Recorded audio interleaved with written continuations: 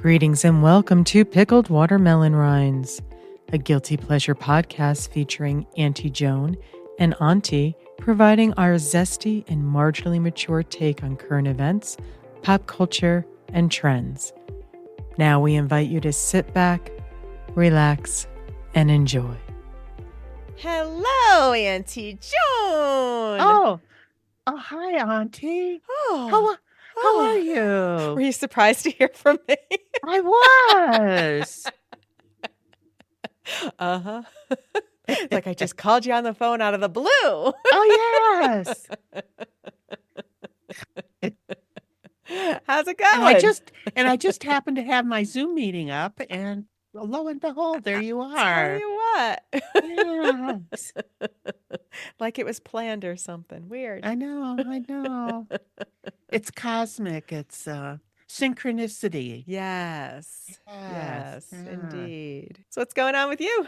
Well, I wanted to share some information. It might catch a few people off guard, but I got word Monday that my husband, who has passed on 5 years ago, that his first wife passed away. Oh, And sorry. well, yes, my sympathies go out to his family and to her family. And I think this is probably something that's going to catch a few people off guard because there's always, well, not always, but in most cases, there seems to be this big division between first family, second family, first wife, second wife.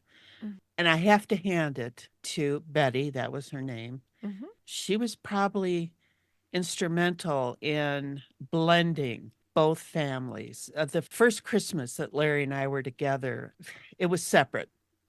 You know, they did their thing, and then the boys came over, and I think Christmas Eve or something, before they went over to their mom's, they came over to our house to, have a little Christmas Eve with their dad. And I don't know if it was the second year or the third year where Betty decided it was okay to combine us all into one celebration of Christmas Eve. That's very nice. It was. I think that showed a lot of maturity. And now, nothing ever went on between Larry and I before when they were married. We worked together for umpteen years. And here's something. I don't even know if his kids know this, but, when Sandy B got married. Sandy B, My first husband, Keith, and I were invited because I was a good friend of Sandy's. And Larry and Betty were invited as a married couple because they worked together and they knew Sandy and everything. So they were invited. And there's actually a picture of the four of us sitting at the reception, kibitzing and, having a good time. It's kind of funny when you look back and see that picture. But anyway. Did Betty work with you guys? No. Now, see, that's something else. This woman, she's very impressive. She was one of 15 children. 15? 15 children. And I know one of her brothers ended up being a director or, some kind of upper management at McDonald's. And another one had a big job at some other big corporation. Those 15 kids did very well. And this was in Lexington, Kentucky, too. Wow. So, yeah. I mean, that generation, I think they really rose to their occasions. But in 1970, well, I think it was probably 1969, 1968, Larry and Betty moved out here because Larry got a job. So they moved out here. They lived in Boulder. And then in 1970, they moved to Longmont, Colorado. This was against the advice of just about any other African-American people that they knew. As a reminder, Larry and Betty were African-American. So I think Longmont had a reputation of being kind of a redneck, kind of racist town at the time. And Larry was, when he'd mention it to people at work, they'd tell him, don't do it. Don't move to Longmont because you're not going to be welcome there. You should move down into Denver where you can be with like people. But he didn't listen. She didn't listen. They moved to Longmont. well, as it turns out, a couple of the boys, I mean, they made lifelong friends there. Mm-hmm. I know the youngest son still sees one of the kids from the neighborhood Oh, whenever that's he nice. can. Yeah, oh, yeah. So, it's been like 50 years. Mm-hmm. So if they weren't the first African American family in Longmont, they were one of the first. These people had guts. Larry and Betty, they had a lot of guts. Mm-hmm. I think their descendants, their kids should be proud of the trailblazing they did. Mm-hmm. Betty and Larry, they arranged their schedule so that one of them would always be there for the kids. Mm-hmm. Betty ended up, I don't know if she had, I don't think she had a bachelor's degree when they moved out here because she ended up going back to college and getting her bachelor's degree in nursing. So she was a nurse over in Longmont and ended up being like, I think she usually worked second shift. She was like the second shift head nurse. She ended up, Wow. yeah, getting to that position. And she also told me stories of people who had said they wouldn't let her work on them Mm-hmm. because of who she was. Mm-hmm. They didn't want they didn't want, as she said, they didn't want that N word working on them. So they dealt with a lot of their own stuff. I think Larry probably might have had it a little easier because of people were, I think, a bit more open minded. Gotcha. Where as a nurse in Longmont, you're dealing with everyday people at their worst, Mm-hmm. when they're coming in sick or hurting or whatever. Yeah. She was a quilter and very artistic. And that's how she and I think, kind of bonded is our quilting, because I used to do a lot of quilting with her. We'd go to quilt meetings and stuff like that together. I mean, it was bizarre. People would people were in kind of amazement sometimes that they would see us together. And I don't know how, if she spent much time with the older grandsons, but she and her youngest grandson, Matthew, she'd sit down and she had him quilting too. So, and she'd take him to the quilt stores with her and stuff like that. So, Aw. um, yeah, she was quite a woman, and I hope that their grandkids, because I know we've got one granddaughter that lives in Texas and two grandgirls that live down in Thornton. And those girls, I mean, they've got some good genetics behind them. Mm-hmm. Yeah, they've got good strength, strong women behind them. So I hope that they can use that as a jumping off board to help them get through bad times, because she sure did. And well, so did Larry. Mm-hmm. Mm-hmm. And the boys. I asked the boys once, the sons, if there were ever any issues. And I know that they went through their own stuff, dealing with the kids at school and being called names and stuff like that. So kudos to them. And I guess it does get better. So, Betty, rest in peace, and you deserve it. And my sympathies to the family. Very nice. That's my girl. And then you picked up something this week? Or you got something? Oh, yes, yes, yes. My Christmas ornaments got fired and they're home, and yeah, they turned out a little better than I thought they were going to.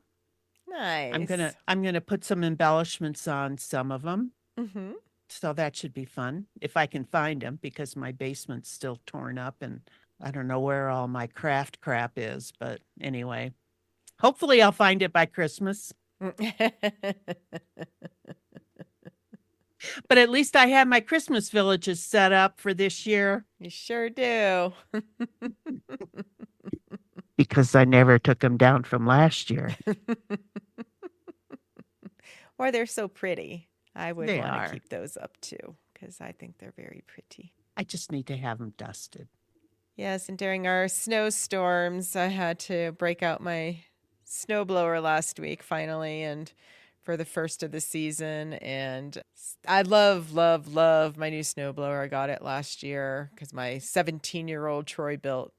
Finally, I've had it. Wow. I had enough. It had so many issues, and I kept trying to work Yeah. around them, and it was taking me 3 times as long to clear the driveway as it should. And I was like, that's it. I can't keep investing that kind of time when I know if I get a new snowblower, it'll be under an hour. And I tried to keep it under an hour last Saturday, but unfortunately ended up being out there for a couple of hours because for the first time in the new snowblower, my new Ariens snowblower, it broke a shear pin on a rock. It did what it was supposed to do. That's what they're supposed to do. It's just I didn't have any issue. I didn't break any shear pins last year when I first got it. So this is my first time changing a shear pin, and they are very different than the Troy-built shear pins, which are still a pain to do, but once you've done it a million times like I have over the 17 years, it becomes pretty straightforward. And these are just very different. These are more bolts. And the nuts at the end of the bolts. So they give you 2 free shear pins as replacements, in addition to the 2 that are already installed in the machine. So I went to try and just take the bolt off. Once I, figured out what was actually happening, I was like, okay, it's just a shear pin, no big deal. And I was like, oh yeah, these are bolts, okay. I tried to turn it. I was like, yeah, it makes sense. I'll just go get my wrench, and I'm going to say the wrong names for the tools. Trust me, I have all of the right tools, folks, but I don't know the names of them because I usually make jokes about what they're called. So I don't actually never learn the right names. So, a wrench was definitely involved, and I even got out a socket wrench as well. And long story short, I could not budge this bolt to save my life. And I was trying and trying and trying. I got out my vice grips at one point. I could not get this thing to budge. And I was very, very frustrated. I'm like, because I know since I get this nut off, it'll to finish the job was no big deal. It would have taken me all of 3 minutes. And I spent much longer than I should have, hurting my hands and all that, trying to get it done. And sadly, I finally had to resign to calling my neighbor over to help me. And I was not happy about that because I'm a very independent person and consider myself a fairly strong woman. And when stuff like this happens, it really, really aggravates me. Because he came over and used one of my tools and one of his and had the nut off within minutes. That sucks. It really did suck. It really, really did suck. And I know, the majority of the clientele for snowblowers, especially the size that I have, is men. So they definitely build these things for men to deal with, and forgetting that there might be a woman out there or 2 of us, or, however many of us there are out there. Actually, even Auntie Mary enjoys doing, work outside in the snow. I mean, they don't have a driveway like I do and don't live in the mountains. So they shovel mostly, but, which is harder, to be honest with you. Yeah. And, but these places that make these tools still in this day and age, in the year 2024, are still being built with men in mind. And it's aggravating. It's very, very aggravating. My neighbor is very sweet. He never even balked. She's like, I'll be over in 5 minutes. You know what I mean? There was a quick conversation. It's not that he's not willing to do it or I'm, really taking advantage of him because I don't call him very often. It's only when finally I just have had enough or I really don't know how to do something. In this case, it was literally for his muscles, and that was it. And I'm like, I can't believe I had to call you. And of course, I'm apologizing to him because, he's got a family and all that. And I hate taking him away from them, even for the short period of time that it was. But he's very gracious and very sweet and very kind and always helps me out. Helps the old lady next door is what I always say. And it's very sweet. But from my perspective, which I did not share with him at all, I had to collect myself before he arrived because I was that pissed off that I even had to call him. So anyway, so if there's any manufacturers of big tools out there, please take into consideration that it's not just men that use these pieces of equipment. And, it'd be kind of nice if you kept in mind that we are all not all able to bench press 200 pounds or whatever the hell men do. I have no idea. I have no idea what I can bench press, but I know it ain't no 200 pounds. Do you think they over tightened it when they put it on? I mean, it's possible, but there were two and I couldn't budge either one of them. oh, So, and I did ask my neighbor to, while you're here, can you loosen the other one so I won't have to bother you next time? And he did. He also gave me 4 additional ones because he bought the wrong size for his snowblower. Oh. Is a little bit smaller than mine. So he bought the wrong ones and he's like, well, I've got, more of these. So he brought them over. So I have 5 in reserve right now and all of them are ready for me to use when I need them. But so that was my woe. I'm sorry. You really loved it when you first got it. And I still do. It's still doing a fantastic job. It blows the snow like unbelievably. And honestly, for how many, my driveway is rock driveway. So the fact that I never shared a pin last year is a minor miracle. And again, with my previous snowblower, it was all the time. I was changing share pins every snowstorm. It is what it is, but I wanted to share. Thanks. Welcome back. Welcome back. Now we're on to the part of our program we discuss what we are watching. And Antie Joan, what you been watching? Oh, have I got news for you. Well played. That's actually the name of the show. It's on CNN. So weird. Sunday nights. I know. But it's also replayed on Max. HBO-Max. Oh, it's streamed on there. Well, because on the Max app, there's a section for CNN, like a separate, you have movies, my stuff. Oh. And then there's a section at the top called news. You click on that and that brings you to the CNN world. And then that's where I found it. Now, it's not to say that it's not in the main screen, but. Yeah, however I got to it, I think it was through Max, but I was able to see it without commercials too. Yes. So that just was little lovely. HBO commercials and Max commercials or CNN commercials. Nothing outside of that world. I don't think mine even had those. Oh, really? Just little previews of... No, I think it was just, they'd say and go to a commercial or whatever, but then it would just start up again with the next segment without the commercial, without any. Yeah, I'm going to watch it on Max proper next time because I went to the CNN section. Like I said, it wasn't a big deal. It was just something that was coming up on CNN or something, whatever. Well, when you go back to watch 4 in a row, which I did, I came across this by accident. Now, I had seen where Amber Ruffin was. I had seen commercials where she was going to be in this show. Right. And I thought, I'll have to watch that because I do like Amber, as I know you do too. Love me some Amber Ruffin. Yes. Especially from Seth Meyers. Yes. She's a writer on the Seth Meyers show, and she has her own monthly segment called Amber Says What? Oh, yeah, that's right. And she also does another segment with another writer and Seth where she's the other writer's a lesbian. I forget her name. Yeah. I can't think of her name. So it's one of those where Seth says, there's sometimes my writers write jokes that I just can't say being a straight white male.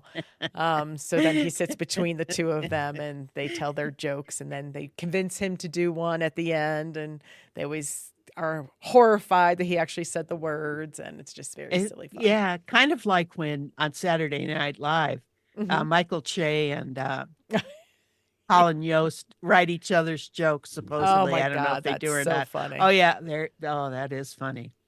I think they'll probably have one for Thanksgiving. I think they did one around Christmas, too, but anyway. Fun. So I came across this exit because I thought, well, let me see what this is about. Have I Got News for You? That's the show. And it was Roy Wood Jr. is the host. I love Roy Wood Jr. Well, I like him too. And I knew I had seen him before, but I couldn't put my finger on it. But I know he was on The Daily Show. Yeah, with Trevor Noah. And absolutely hysterical. He was one of his correspondents. And I'm like, oh my God, if Roy Wood Jr. ever comes to Denver, I want to go see him. Now he's been since I've seen that, and I always miss him because I'll just out of the blue, I'm like, oh my God, I forgot to look to see when Roy Ward Jr. might be coming. Or I'll see him on something, or I'll think it's him and it's not him, whatever. And then I'll look it up and he would either just been there or it's like that night. Like I literally always miss it. And I'm like, I gotta get on his mailing list. So I'd love to see his stand up. Have you seen him in anything else besides the Trevor Noah? Like I said, every now and again, I think it's him, and then I look it up, and it's not. There was a gentleman who I think resembles him in Cocaine Bear. And silly movie. And I was like, oh my God, that's Roy Wood Jr. And then I looked it up, and no, it's not. I forget the guy's name, but it's not him. He's he's perfect as the host for this show. Yes, he is. Yes, he is. And then there's Michael Ian Black. Now I've seen him before, but now you know him from VH1 back in the day. Yeah, I love the 80s. It was this series that they did, and they would go year by year. I think it was an hour-long program. So they would start with 1980. And they would talk about all the crap that happened in 1980. And there would be some clips of videos. There'd be, just about what was happening in the world and stuff. And that's where I first got introduced to Michael Ian Black. And he is so damn funny. I can't even stand it. I've always loved him. He had a brief, I can't remember what show it was. Oh, it was a show that unfortunately is no longer on the air, but it's called Bless This Mess. And he was one of the women in it was going through a hard time with her husband, and they were separated. And I think she thought he was seeing somebody or whatever. He wasn't, but she thought he was. So she wanted to have a random sexual encounter with somebody at something. So they went to this hotel, and Michael Ian Black was the guy, and he had a ponytail, and he was awful in every single way. He was just gross and disgusting, and she ended up kissing him, and that turned out to be enough for her. She's just like, okay. Oh, no, she didn't. I take that back. No, she didn't. She ended up kissing some random dude that was walking down the hallway, and then she was good. It's very silly. Anyway, I love him. He's not in a ton of stuff, but he's been around. He's a writer too, or something. I guess maybe that's. Yeah, I don't know. Yeah, but yeah, I have seen him before. Yeah, so he's very funny. And then our Amber Ruffin. Yeah. She's so cute, and she's so good. Cute. I love her blazers that she wears. Those floral blazers. I love those. I used to have one of those. Yeah. Back in the 80s, that would make sense. Yeah. She's trying to bring the 80s back. It's very funny. She's not. Well, she did have a fro one on one of the shows, a nice big one, which I always used to love. So it's basically we've got Amber, and then she has a teammate. And then there's Michael Ian Black, and he has a teammate. Right. And these are celebs or whatever. I don't know most of the ones they've had on. I agree. I'm like, who the hell are you? But they turn out to be pretty good, except for the one I didn't like. But that's okay. Oh, the one with Scaramucci. Oh, Scaramucci. Not a fan. Yeah. His 15 minutes of fame were up a long freaking time ago, as far as I'm concerned. He reminds me of every entitled frat boy that you might encounter as a young woman. He looks like it, he acts like it, but I will say he seems to have had knocked down a peg or two, and I don't know, maybe he's redeemable, but no. And so and sorry, my printer is deciding now it's a good time for it to recalibrate, so it's making a lot of noise on this side, and I know the microphone is capturing it, so I can't hear it. I know you can't, but it'll be on the audio. So sorry, everybody. Okay. Just ignore it. Please know I notice it, but I can't stop it. It's unless I unplug it, which I don't even know where the plug is for that thing. So sorry. It takes what you get. So It's an hour-long show, and then they break it up into segments. They have predefined segments. And the first one is What's the Story? And they'll take clips of stuff and jumble them together. And then each team is supposed to say, well, what do you think this is about? This Mm-hmm. this jumble. And it's usually something that's happened during the week or whatever. And Mm-hmm. it's kind of interesting to see them the way they work these things through. I think it's kind of a weird setup. I don't know. I give them credit for coming up with different stories, Yes. uh, just based on this jumble of videos that, you know. Right. Then they go to the offendometer Mm-hmm. and they show a picture of somebody and they say, okay, who is this person and who did they offend and how? Mm-hmm. And that's usually pretty good. I can't think of anybody right offhand, but it's, yeah, a celebrity or something in the news. And yeah. Then missing words, which I don't care for this one. I think it's too hard. But it's like they'll have a phrase and they blank out some words. And Mm-hmm. then it's up to the teams to figure out what words are missing. And Mm-hmm. I don't know. I think it's kind of hard. You really have to be up on current events for that. Yeah, exactly. And from lots of different sources and things like that. They don't always get it, but they get more than I would expect them to I get. know, So I it's pretty know. impressive. Yeah, yeah. Odd one out, where Mm-hmm. they'll put pictures of four people Mm-hmm. and then they have to guess which one doesn't belong. Yep. And yeah, and it's usually a surprise. Mm-hmm. But they do a real good job of saying, well, I know this one was arrested for this, and that one was arrested for that, and that one was arrested. So I bet it's this one because I don't ever remember hearing that they ever got arrested for anything. And Right. they're pretty good with getting those. Yeah. Lie Curious. That one kind of flew over my head. I'm trying to remember exactly what that one is about. Do you? Not really. Well, darn. Yeah, no, sorry. Anyway, it's one of their regular ones. And Yep. then the meet in the middle, where they'll take like four on one side and four people on one side and four people on another side. And they'll say, okay, which one of these two match? And it'll be weird things like, okay, like which two starred in such and such commercial? And it'll be like Lady Gaga and I don't know, somebody that you would least suspect. And they're usually right. I mean, they're right. Mm-hmm. So those are kind of fun to see how these different people kind of match up. Mm-hmm. So my favorite show. Oh, do you realize that this show started in Britain on BBC Always in does. 1990? Oh, didn't know that. Yeah, it took us that long We to always rip find. off the Brits. I know. The Office. Yeah, yeah. What We Do in the Shadows.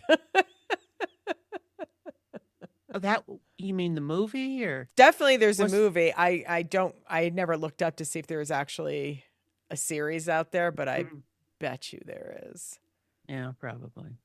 so we always steal from them. So my favorite show is the one that I tuned in on the first time by Mm-hmm. accident. And that was the one with Larry Wilmore and Adam Kinzinger, who was the Republican representative from Illinois. Mm-hmm. I mean, that still is my favorite one of all of them. Of course, Larry Wilmore is so funny and he's so good with the comebacks. And the interaction between him and Michael Ian Black is so good. Yeah. Especially like with the secret handshakes or daps or whatever. Yeah. And then Adam Kitzinger, I like him anyway, but boy, Amber really, she gave him a hard time when he was talking about how he's been told that he looks like Tom Cruise. she just really, she really gives it to him. Talking about, well, you just came up with that so easily and puffed your chest out and stuff.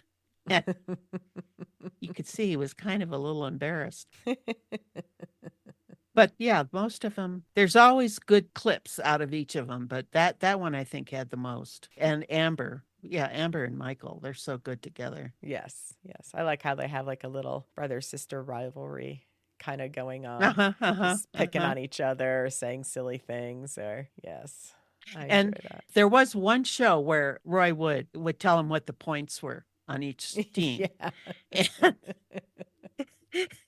Amber's would go up and Michael's was minus like 2000 or something like that. Exactly. They really don't No. keep score. It's just silly Just fun. yeah, it is. And they weren't on last Sunday, which bummed me No, out. But because when I saw that you wanted to talk about this, I was like, "Ooh, I better watch the latest episode." And then I went out there last night and I'm like, "Oh, I'm all caught up. That sucks." well, Roy So, said that they would be off that week because they were planning on having riots and stuff like that, mm, jokingly. mm-hmm. And as it turned out, he went out and was a guest host for the BBC version last week. Oh, Yeah, gotcha. Who's the yeah. host of the BBC version? Do we know this person? I don't know. I No. don't Okay. know. Nobody we would know. Gotcha. Not even me. Not even you.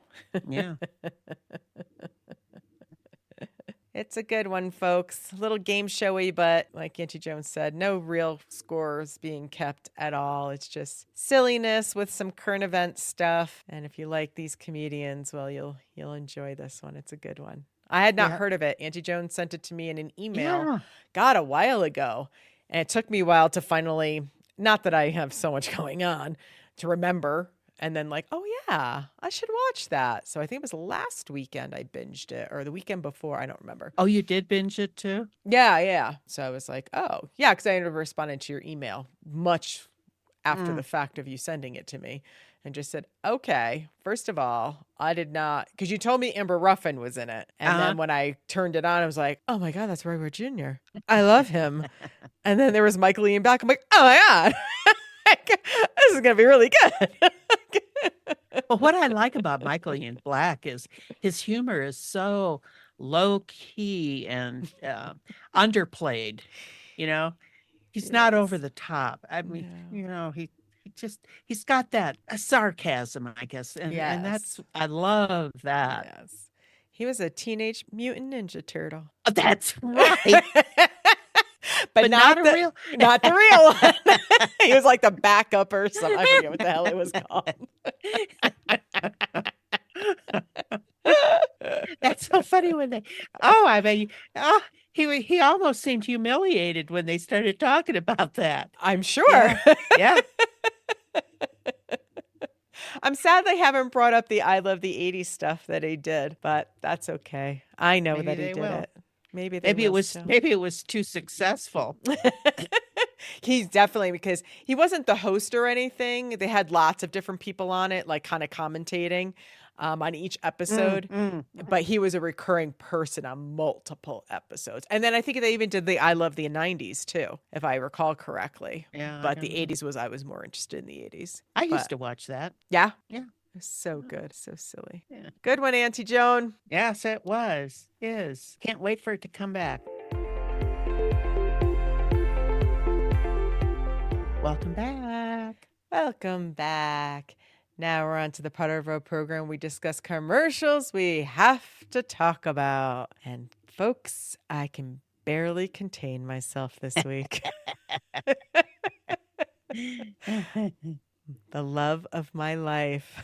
You've got a lot of those. Yeah, but I really do think it is Will Farrell. This commercial came on, and it's for PayPal, and it is Will Farrell, and he's giving some shit to this little poor girl who's running a girl and boy that are running this lemonade stand, and I just could not get enough. I couldn't type it fast enough into my phone to put it on this list. And they deserved it too, those kids did. They did, little snots. Yeah. But it's very reminiscent of the Funny or Die clips called The Landlord, with Adam McKay's daughter Pearl playing Will Ferrell's landlord, and she just gives him a ton of shit, and it's hysterical. And he gets shitty with her too, and so it just brought me right back to the Pearl and the Funny or Die clips, and I was like, oh my God, I gotta go rewatch those, which I have because they're so good. There's only two. It's the landlord one, and I forget what the other one was called. Oh, poop. I watched it. Oh, it came right on after. Oh, I think it's Good Cop, Baby Cop. Good Cop, Baby Cop, something like that. And she plays the baby cop. And she hits him with a phone book. She's interrogating him because he wouldn't confess. So they brought in the lieutenant, and that was Pearl. And Pearl just comes in and is just... oh, absolutely hysterical. She breaks his nose. It's just she doesn't, of course. It's just silliness. It's pure silliness. And same thing. She's like berating him and he's like, wouldn't confess. Like, sign the confession. But you can barely understand her because she's so young. So she's like saying the words, but without subtitles, you would not be able to tell what she was saying. And same thing with the landlord. She's like, you pay now. And where's my money? At one point, Will Ferrell said, you're drunk again. And she said, I'm just buzzed. But you... It's just so silly. So that's what brought me. This commercial just brought me all back to the Funny or Die clips. And I was just like, oh my God, I can't wait to talk about this. So yeah, it's PayPal commercial. There's a longer version. We'll have a link for it. Antie Joan, you saw it. Your thoughts on Mr. Will Ferrell? It's just so good about I say underplaying. It's overacting, but underplaying. Yeah, kind of. Yeah, exactly.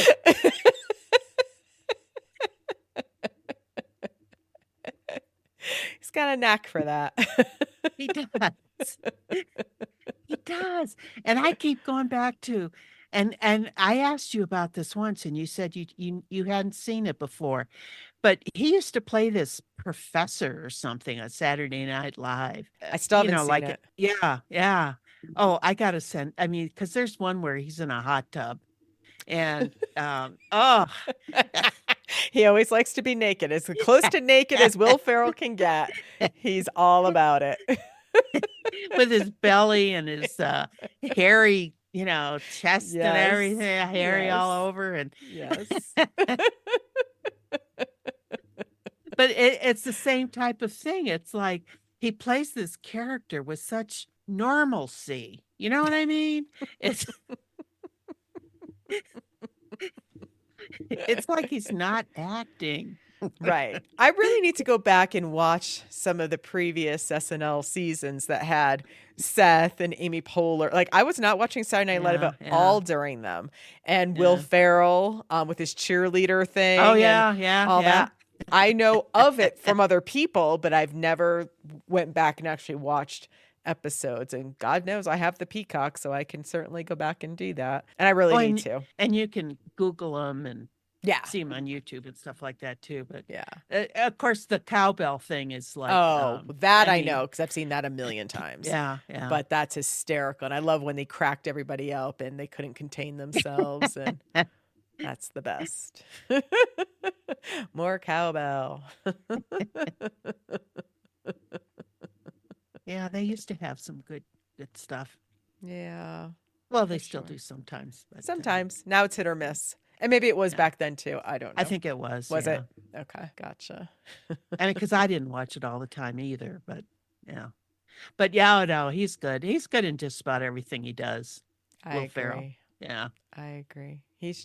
I just think he's got a big heart. He likes to portray himself as, a cocky movie star. And, because I think there was a clip somewhere, a little girl and her mother went up to him at an airport or something and said, "Are you Will Ferrell?" And he said, "You're fucking right, I am." And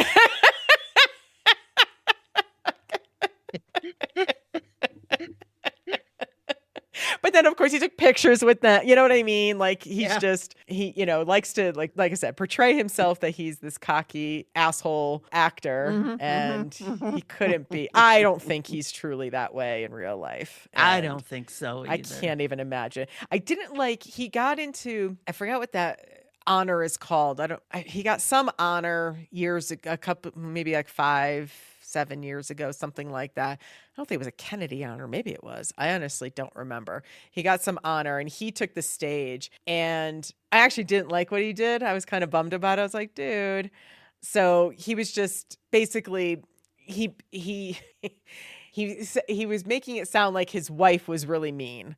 And she was in the audience, he was just basically saying, I forgot how he did it, but I just didn't appreciate that. I was like, of all things you could have come out and done, like, why did you do that? And she was laughing and she was fine with it. And it wasn't like he'd said anything super bad about her. It was just like, that I forget what it was, but it was not flattering if you weren't married to Will Ferrell. and knew that it was all just a bit.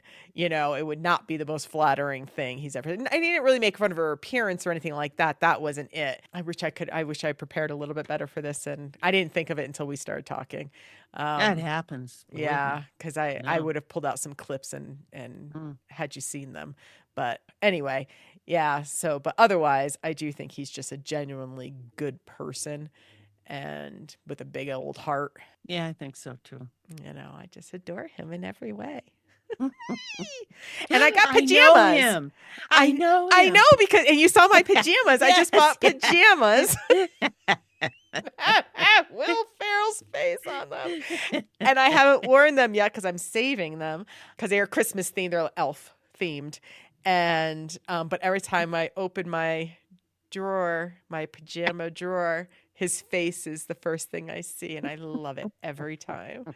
It makes me so happy. Okay, then. I'm sure it brightens your day. It does. It really does. And I can't wait to wear them. So I'm excited. Oh, you got a special occasion that you're wearing them for? Or? Well, special occasion. I mean, closer to Christmas. I'm just because with Killian's hair, it just gets on everything, and I know, and the material that it is, I'm like, oh, this is gonna have Beast's hair all over it. So I'm trying to preserve how good they look right now for as long as I can. I'll give in at one point here soon and just put them on and be so happy that I'm wearing it. Maybe I'll wear it to watch Elf. Although, guess what? I already watched Elf. During the snowstorm, I was like, I'm watching Elf. And I did. And it's still so good. It just is. God. Yeah, I really admire people that, like the writers and all that come up with that stuff. It's just, there's so much talent in this world. Oh, yeah. Will's writing partner is Adam McKay. Those two. Everything pretty much that Will Ferrell has done in movies has been written by them. Oh. Not Elf. Not Elf. Elf was not an Adam McKay, although he may have produced it, but he didn't write it. It was based on a book. Can we watch those Funny or Dies, or are they like on Facebook? Do you know? Or? Oh, YouTube. Mm-hmm. Yeah, okay. I'll have the links. YouTube. That's what I meant. Yeah. Yep. I'll send it. I was gonna send them to you just before we got on, and I was just like, no, I don't want to bugger with this at this point because that's not really what we're supposed to be talking about. It's supposed to be the commercial. But I couldn't help. But it reminded me of that so much. The commercial was just like whoosh. I'm like, oh my God, Pearl. This is all about Pearl. And I actually thought Pearl was one of Will Ferrell's kids all these years. And it turns out no, it was Adam McKay's daughter. So I was like, oh, okay. But Adam McKay's in the videos too. So it's very sweet. Silliness. I'm looking forward to those. Yay. So we'll have the links to all this, folks, the commercial and the Funny or Die clips, and you make your own judgments. And I'm going to go back and watch some more old SNL stuff and get my Will Ferrell on. Yeah, I went and was looking at some of those, especially the hot tub one with him as that professor. And I was going to send you the link to it, and I don't know, I think I just got distracted or something, and I never did send it. And then I thought, well, maybe this one isn't that funny, but it's just him, Yeah, it's just him. Oh, there's a new commercial out too. I guess him and Ryan Reynolds from that musical thing they did on Apple, that Christmas thing. Remember? It was terrible. Yeah.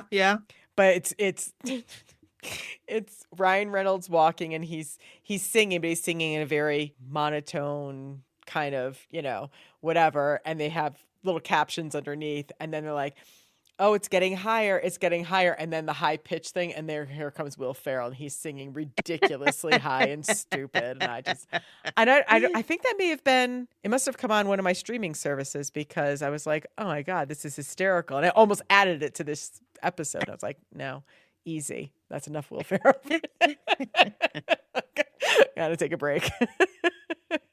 Well, next week. Maybe.